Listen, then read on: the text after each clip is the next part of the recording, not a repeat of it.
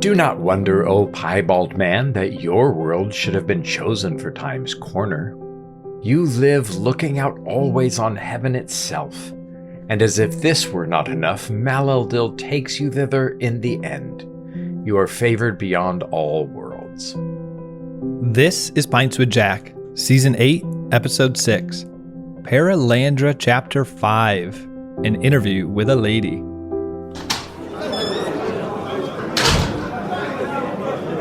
Welcome, friends, to Pints with Jack, your favorite C.S. Lewis podcast, run by three Thulkandrians, Andrew, David, and myself, Matt. This season, we're once again following the adventures of Elwyn Ransom, who this time is exploring Perelandra. And today, we are looking at Chapter 5, where Ransom finally gets to meet and talk to the mysterious Green Lady. Yeah, I want to start out, first of all, thank you everyone who left a rating and review. I completely forgot that I had done an appeal for that, because we recorded before David went to England. And honestly, I think we recorded this potentially before my wedding stuff. So we recorded that a long time ago. And then all of a sudden I just look every once in a while, maybe once a month, I love to just check the ratings and reviews. I'm like, why were there so many that just came in? It's because you guys are incredible. And so if you haven't got a chance, guys, it is absolutely incredible to get those. It's super helpful, like I had said before. So if you do have a second, you don't even have to write one. You can just click the button. We love the writing ones, but if you just want to go click the button, give us a rating, that's super helpful for getting guests, super helpful for the algorithm, super helpful for just kind of building that brand that can allow us to continue to attract the talent to bring you guys the best content ever. So we're very grateful for that. And then one of the things we wanted to just state here, because we did get one review where a person put, love the podcast. And we were so grateful for this, but did give us some feedback. And we really wrestled with this. And so we have kind of a solution here. Mentioned he loves it, but sometimes a chit-chat in the beginning is a little long. And we've had, unfortunately, feedback both ways. We've had people who absolutely love it, and they just feel like they get to know us more. And then obviously we've had the other side. So what David has done, which is gracious on his part, the good podcast apps show you the chapter. So David actually makes it that you can just skip ahead by clicking the chapter on the Chit-Chat. The other thing I'd say is we try to keep it, other than this one probably, similar time frame. So like when I listen to the Lex Freeman podcast, I know he's got 7 minutes of sponsors. And so I just, right when I start hearing the first one, I click and just jump 7 minutes forward. So we invite you and are not offended if you're not loving the Chit-Chat in the beginning, just you kind of know it's probably 5 to 7 minutes and just kind of push forward.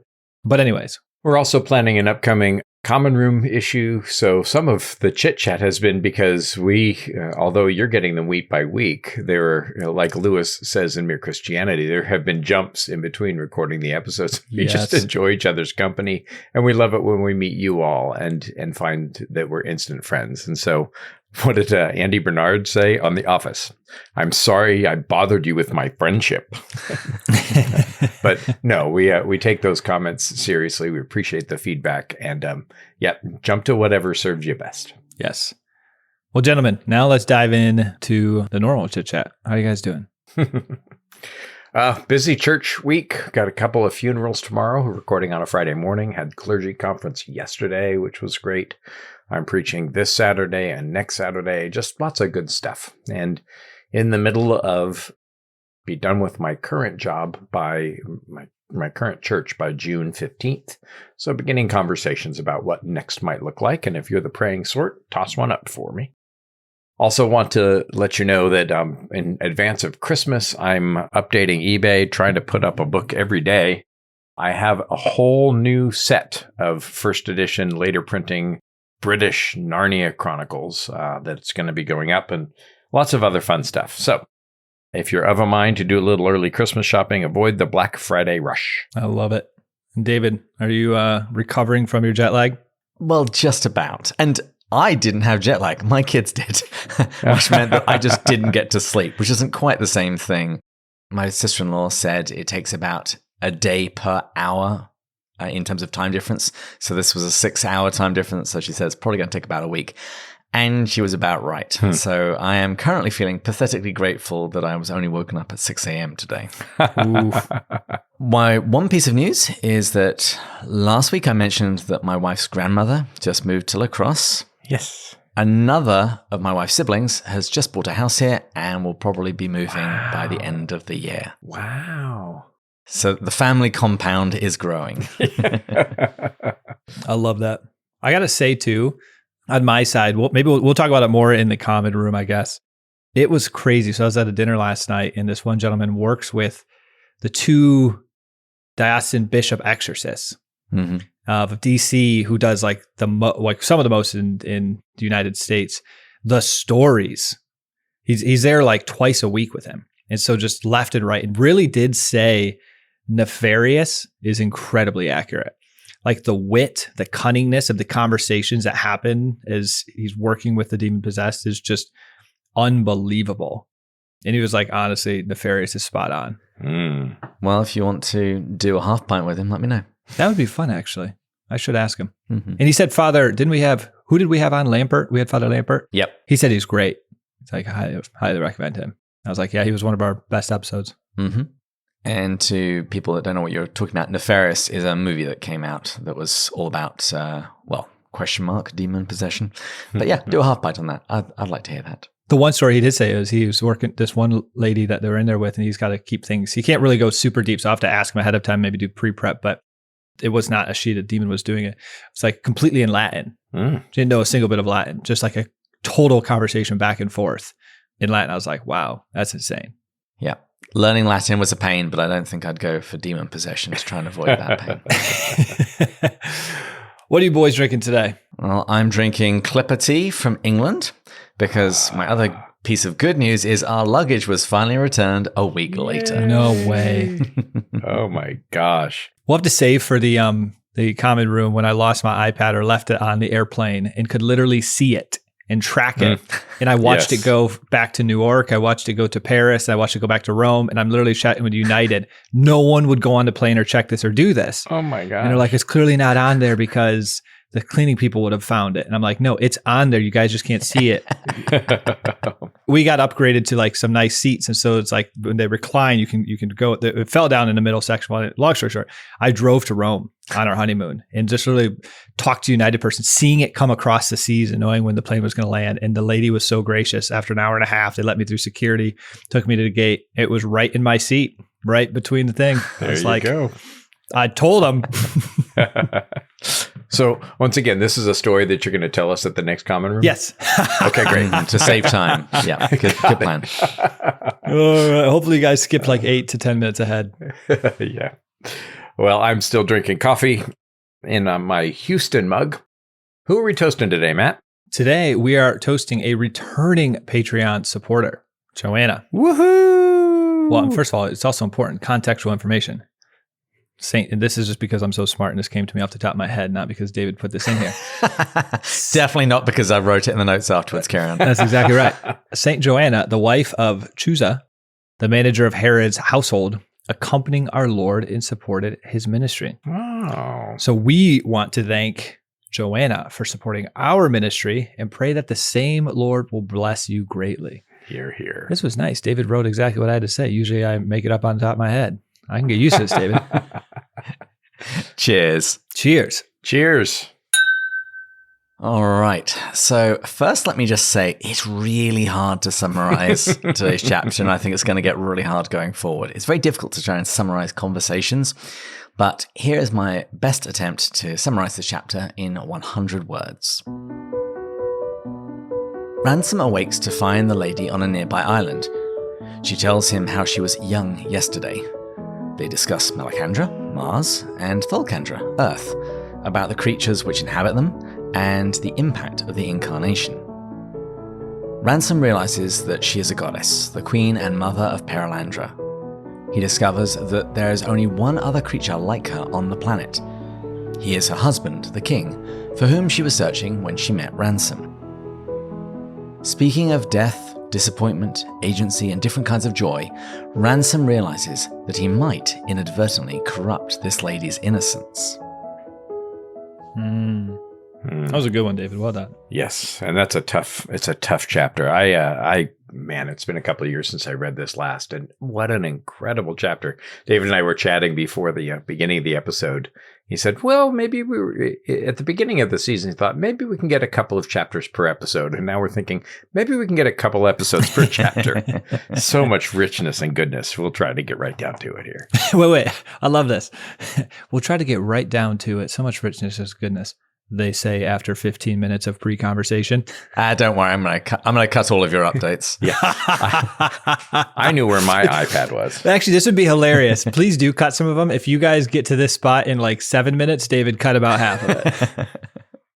So on what's the second day, Ransom's second day on Perelandra, he awakes to birdsong, and it seems that he didn't actually make it to the Green Lady's Island after all. If you remember at the end of the previous episode, he dove into the water to try and swim over. But it seems that he accidentally returned to the island that he left.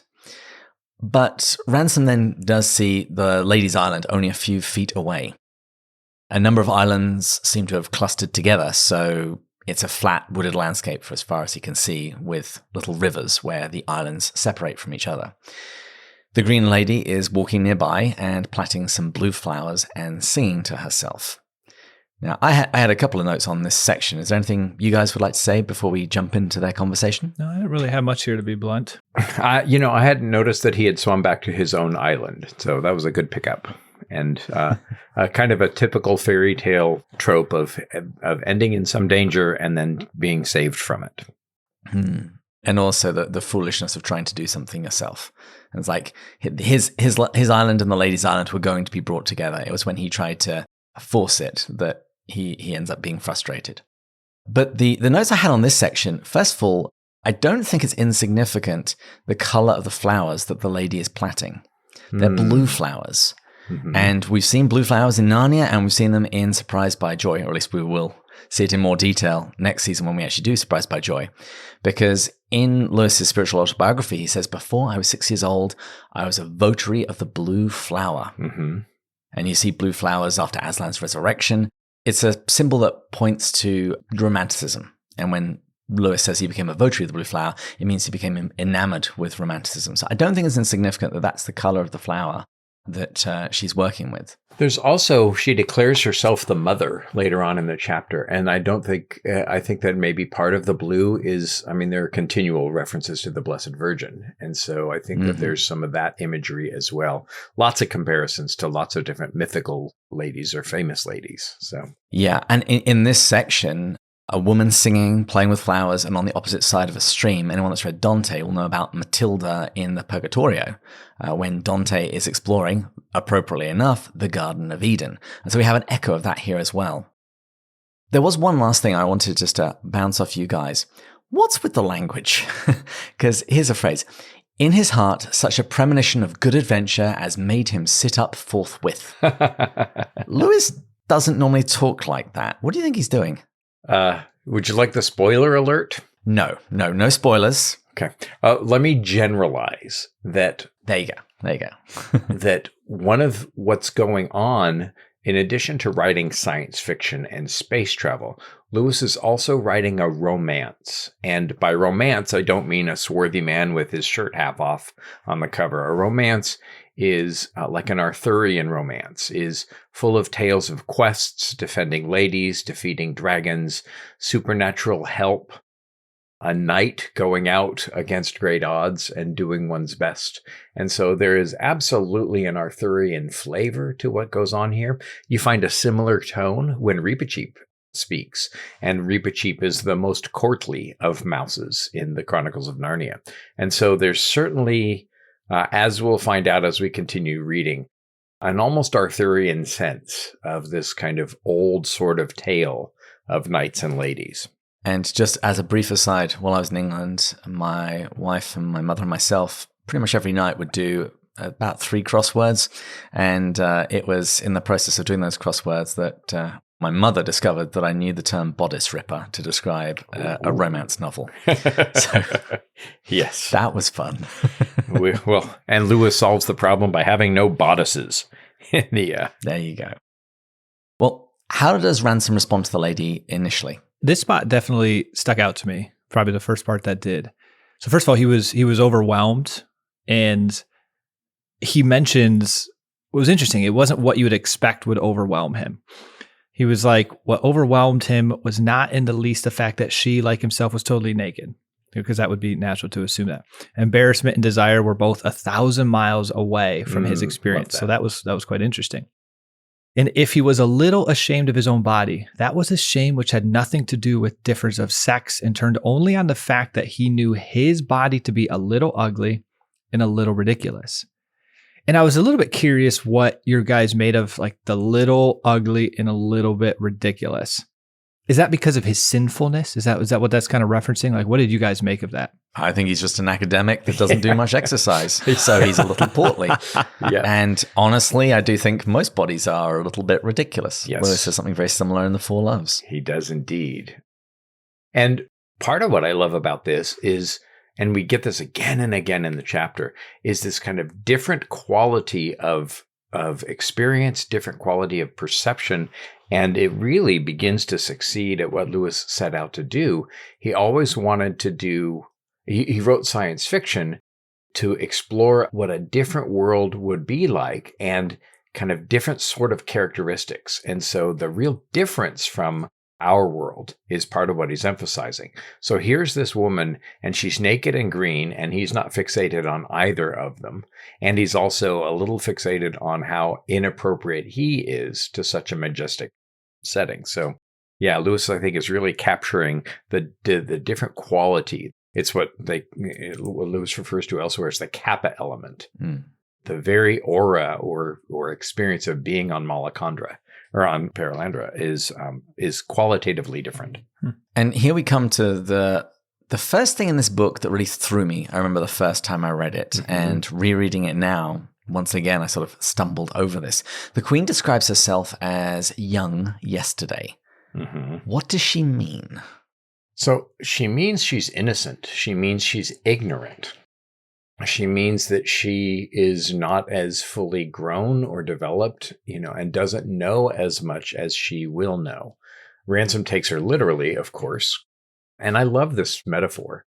And that's part of, I think, why the native folk in Out of the Silent Planet were wiser, because they were older. But by being young, it means she doesn't know as much as she is going to know. And it does seem to have something to do with time and change. This all seems to be something that she hasn't really thought about up until now. She says, it is very strange to say one is young at the moment one is speaking, but tomorrow I shall be older, and then I shall say I was young today. You're quite right. This is great wisdom you are bringing, O piebald man. And I actually had to look that up. Piebald is a descriptive term. It means that you've got irregular patches of two colors. So if you're a black dog with white spots, you're piebald. And she's calling Ransom piebald because half of him is sunburned and the other half of him is pasty white. But she says, this looking backwards and forward along the line and seeing how a day has one appearance as it comes to you and another when you are in it and a third when it is gone past, like waves. And the wave metaphors are going to come thick and fast in this chapter because it sort of makes sense. This is her world. So she's going to relate the new things she's learning to things that she already knows. And I do think there are echoes of meditation and toolshed, and Lewis is drawing on Samuel Alexander's idea of contemplation and enjoyment, looking at and looking along. And she later actually even says, I have never done it before, stepping out of life into the alongside, capital A, and looking at oneself living as if one were not alive. Yeah. Briefly here, I think required reading, if you really want to kind of understand this chapter and understand what's going on moving forward, Lewis is very concerned with vision and perception. That's no surprise. We've talked about that a number of times before. Kind of the essential cornerstone essay is meditation in a tool shed. And fundamentally, Lewis suggests that while you're looking at something, you can't look along something. So if you think of a mirror, you look at the mirror when you're buying it. Will it fit? Is it a nice size? Is it a right frame? But once you put the mirror in place, you never look at the mirror again until you get toothpaste stains on it. You look along the mirror. So one is experienced and one is analyzed. He gets it from Samuel Alexander and his ideas of contemplating and enjoying. While I'm enjoying a meal, I'm not contemplating it. While I'm contemplating it, I'm not enjoying it. So these two different ways of seeing. And Lewis notes in the 40s, right around this time, that analysis had kind of taken over. And one of the ways that you see this is when you see Christians portrayed falsely. It's because people are looking at Christians and their different behaviors, not along Christianity. A real Christian will write a character that is believably Christian, like the Father Brown series on PBS. So this kind of stepping outside of the alongness of life to examine it or analyze it is what's going on here. And it's a major, major kind of thinking point in Lewis. So I'm glad that we get it here in the fiction. And the other thing I'd like to say before we leave this section, Sanford Schwartz, in his book on the Ransom trilogy, is called C.S. Lewis and the Final Frontier.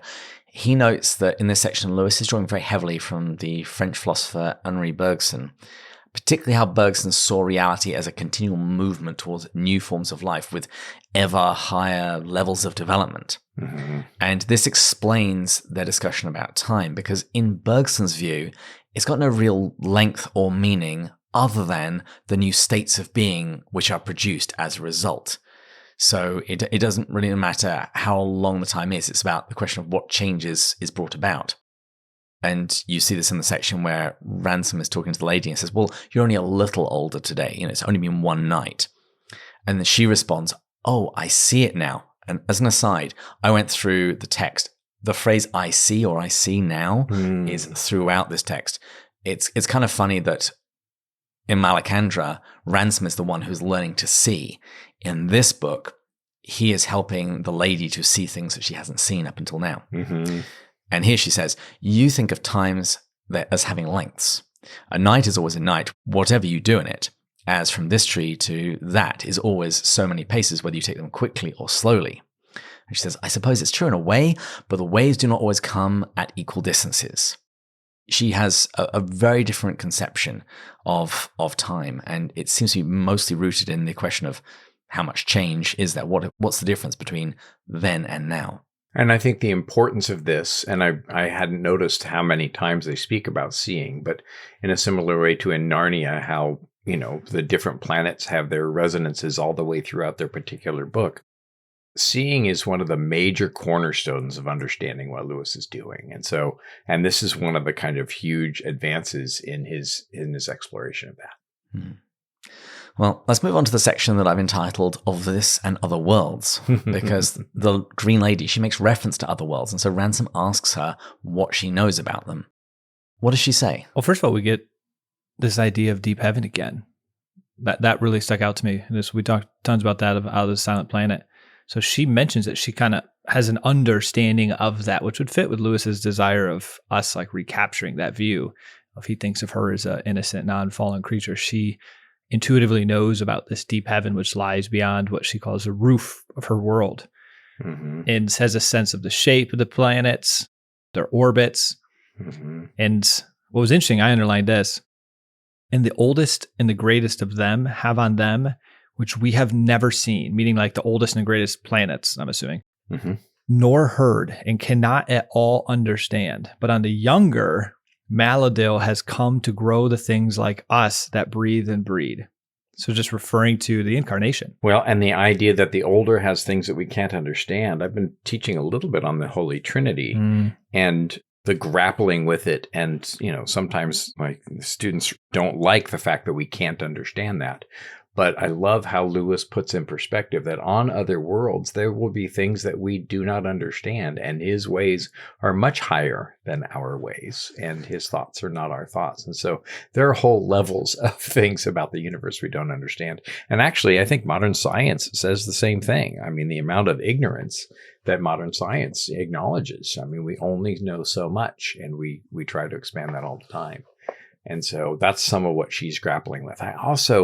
I love that she has never seen the night sky. She's never seen the stars.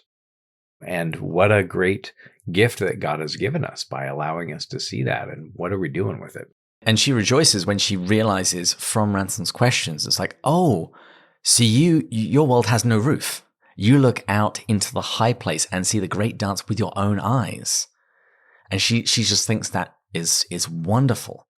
She speaks about longing to have been able to see it. There's a little echo there of at the end of John's Gospel when Jesus says, "Blessed are you who have seen me and believed, blessed are those who have not yet seen and believed." Yes. Because she doesn't know about deep heaven because she's seen it, because of the thick roof of Perelandra, the thick atmosphere. Oh, and actually, one other thing that we probably should mention, she references Maleldil, Yes. who is God, and specifically Maleldil the Younger, i.e. the Son, the person of the Trinity who becomes Jesus on our planet. When Ransom expresses his surprise to find a humanoid, a human-like person on this planet, he points out that this wasn't true on Malacandra, and she explains that, oh, well, that world was older. And he's kind of shocked by this, but it turns out that the Green Lady seems to be in constant communication with Maleldil. Yes. He is speaking to her. Yes. And there's this wonderful passage where Lewis is trying to communicate that there is a presence among them. He says, "The light was dim, the air gentle, and all of Ransom's body was bathed in bliss, but the garden world where he stood seemed to be packed quite full, and as if an unendurable pressure had been laid upon his shoulders, his legs failed him, and he half sank, half fell into a sitting position." And the backs of the proud will be broken. He's experiencing the weight of glory. Weight of glory. And there's nothing getting in between him and glory, because this is, as we'll find out soon, is not a fallen world. I also love how Maleldil is like concurrently speaking in her ear. And that's such a goal. I mean, isn't that an ideal that if we were better at hearing, the Holy Spirit would speak to us much more frequently than sometimes we allow him to by putting our fingers in our ears and choosing our own way. You know, also in this section, just like slightly before this, but speaking of her, the unfallen nature, I really did love when it mentions that is, you know, when David had said, "Oh, I see it." It actually said she had this smile, and it goes, "One that you only see on children." And it just made me think of Christ when he says, "Become like children." And when Unless you change, right, and become like a little child. And she doesn't need to change to become like a little child. She has that innocence right there. Exactly. And what I see here is that wonder, childlike wonder and awe. And so when she, in excitement, "Oh, I see." And then it was just, I honestly could vividly picture what Lewis was trying to describe there. I think that's just so beautiful. Well, and I think he accomplishes something really, really redoubtable here. He portrays innocence. And we have none of us experienced innocence, and certainly not for quite a long time. And he manages to portray how innocence would look in a way that I find just completely convincing. I do too. Now, here we come to another section that I scratched my head at, both first time and second time reading this. The lady seems to have a vision of Malacandra, and she speaks out what a great pleasure it'd be to meet the Saronian Rossa, to see them with her outward eyes, not just her inward eye. And she mentions that there will be no more of that kind to come. And she seems to explain that, well, because Maleldil took human form on Earth at the Incarnation, when the Word became flesh and dwelt among us, that seems to have changed something. And she said, "How should reason in any world take another form?" And she says, "Do you not understand? That is all over. Among times, there is a time that turns a corner, and everything this side of it is new. Times do not go backwards." So something fundamentally changed at the Incarnation. I'm not quite sure why that would mean. I did have a couple of thoughts, but I'd like to hear what you guys think first of all. Well, I think that, and that's one of the things that makes this endeavor, I think, so successful, is that Lewis is looking at the spiritual ramifications of space travel. And of course, it would be different. The very nature of time would change. If the Incarnation really happened, if the God of the universe actually became a human person, oh my goodness, what would that do to just about everything? And I love that he's exploring all this kind of difference. It does kind of beg the question, well, what about Aslan? Is Narnia in this same world? Because there the sun takes the form of a lion. Unless, I suppose you could say that Narnia maybe began before Earth due to time dilation differences. It's all very mysterious. But here was the thought that I had. I was walking with Marie through our neighborhood with the kids after work yesterday. I was talking to her about this. And I wonder if the Incarnation changed everything such that all future peoples will be human, effectively, that there will be no more Rossa and Saroni. Because when Christ became flesh, he assumed our nature. This is the big thing that the church fathers go on and on about. That which wasn't assumed wasn't saved. That because Christ took a human nature has now been redeemed. Therefore, to make salvation available for any future fall on a future planet, they would have to be human so that Christ's sacrifice and resurrection could be applicable to those future races. Mm-hmm. Well, and she talks about a corner later, doesn't she? Yeah, well, actually, it's in that very section that a corner has been turned. But my query was to, why is it that there will be no more Saroni and Rossa? And if we say, well, the planets up until now either haven't fallen or they've been fixed another way, going forward when the Word became flesh, that means that any other future worlds should be human so that they can be redeemed by Christ's redemption. Kind of mentions going backwards. Like, I was very confused by this too. Is the suggestion that the Saroni, the Haras are like lesser than the human form? And so it was an evolutionary process. So they were reason based, but then it hit the level that Christ then came into, or it was like they're all equal and he just chose one of them to become that. And therefore at that point, there's no point in the others. That second doesn't make sense to me. No, I think all she means by times do not go backwards, basically that something has come in that has essentially changed the fabric of the universe. There's, AD, BC, that there has been a turn that we now cannot undo, and that has impacts moving forward. Well, and one of the things that we see it in Mere Christianity, where Lewis says that the next stage of evolution has already been revealed to us. It was Christ, right? And so what we see, what the Incarnation does, what the person of Christ at work in this world does, is it creates a very specifically teleological world. The world has an end to which it is going, right? And what happens at the Incarnation is, of course, all of the life would change, just like the covenants changed between the Hebrew religion and Christianity. Everything changes. That's part of why, while I honor the scientific and historical notation BCE and CE, the turning point of all of history, no matter what you call it, what initials you use, are the birth of Christ. And once he arrives, everything becomes the last days. Salvation changes. Relationship with God changes. Even in some ways, I want to be careful to say this theologically correctly. No pressure. God doesn't change, but God takes on flesh. And so the Son, who before the Incarnation didn't have a body, now has a body. And so the fundamental nature of things change, and the ripples go everywhere. And it would even happen to time. And remember also that we are created within time, but Malalil, blessed be he, stands outside of it. And so even that change, if Christ really was the Son of God, the creator of the universe, found in a little human form in a trough in a backwater town, that should change everything, and we should expect everything to change, and we should be surprised if anything doesn't change because of Christ. Mm. Now, we've spoken about the Incarnation, and there's yet another very mysterious couple of sentences here, because Ransom asks her if she knows why that happened. Mm-hmm. And she says yes, and that there's more than one reason, and there's a reason you know that you can't tell me, and there's a reason I know that I can't tell you. Any idea what that's about? Well, not without giving spoilers. Okay, then we will have to wait. Now I'm like super intrigued. I'm glad you're not giving the spoiler, because actually now I have like a suspense, because I just kind of assumed we were not going to get an answer. Like maybe it was Lewis just like, yeah, obviously there can be other reasons we don't know as humans of God's divine plan, and that's it. So it's really interesting that you're teasing that there is like sort of an answer to that.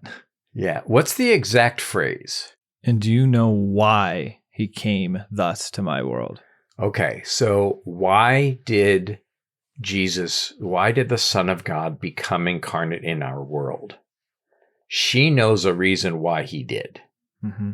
Ransom, a Christian, human Christian, like you and me, knows another reason. We know, why did Jesus come to the earth? To redeem mankind. By taking our human nature and drawing it back to God through his death, burial, and resurrection. Right. By dying on the cross. He came to die to save us from our sins. The Green Lady's not going to know about that. So Maladil is telling her, and there are many reasons why he came, but Ransom would know why. So that's the one half of it. Okay. So I'm looking forward to getting the other side of this because I don't remember. Now, Ransom expresses some sadness that it's only going to be humanoids, humankind moving forward, asking if the Hrossa and the Fifiltrigi, if they're going to be swept away and if they're only rubbish in deep heaven. And like Americans, she doesn't actually know what rubbish means. Maybe if he said trash, she might have known. Yeah. But the lady gives a response which rather seems like a rebuttal to chronological snobbery. And I think this responds to your question earlier, Matt. He says, you do not mean they are worse because they come early in the history and do not come again. They are their own part of the history and not another. Mm-hmm. We are on this side of the wave and they are on the far side. All is new. Basically, not bad, just not what's happening moving forward. Right. Oh. Yes. Not just early. Yes. And here we come to the final section that really made me scratch my head because we're told that Ransom had difficulties with the conversation, and the text says it may or may not have been due to the fact that he could not look at her in the face, and he wasn't actually sure who was speaking. Is this just a reference to whether or not she is speaking of herself, or whether it's something from Maladil? I think so. Because Maladil is speaking in her ear or in her spirit, right? God is speaking directly to her, and why wouldn't he be speaking through her? And so there's this kind of adoption or receiving of his voice that's going on. Well, Ransom then wants the conversation to end, and the text makes a really important and I think quite beautiful distinction that he'd had enough in the sense that he'd had his fill, like a man who has slept or eaten enough. And Perelandra seems to have worked some kind of magic on Ransom, suppressing his English instinct to beat around the bush. He just tells her that he doesn't want to talk anymore, but that he would like her permission to come over to her island so that he may speak to her again at some point. And so after some confusion as to what he meant by coming over to her island, she doesn't view it as her possession, just where she is, she invites him over, and he crosses over and he bows awkwardly because it's very clear that he's dealing with a queen at this point. And like all modern men, he doesn't know how to bow properly. And then he walks into the wood where, yet again, he falls asleep. So as Ransom falls asleep, we'll let you go and fall asleep as well. But we'll continue on with our conversation because there's so much richness in the second part of this chapter. And so we'll look forward to chatting more next time about that. We always kind of wrap up with if there's anything we want to say. I think the one thing I'd say with this episode is, in this section, is David, you hit it. I think it was you, or maybe it was Andrew. Amazing. I forget things. It was probably me. That's a good one. For a change. He does an incredible job describing innocence.